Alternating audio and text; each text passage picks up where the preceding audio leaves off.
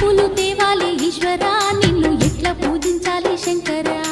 ఏ పూలు తేవాలి ఈశ్వరా నిన్ను ఎట్లా పూజించాలి శంకరా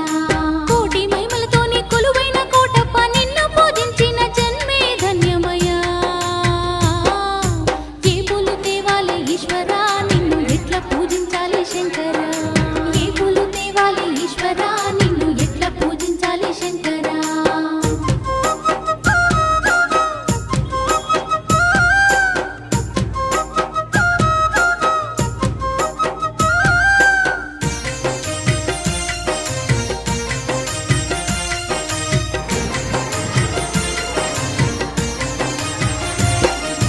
దివ్య మంగళ రూపం దీనుల కాచే హస్తం దిక్కు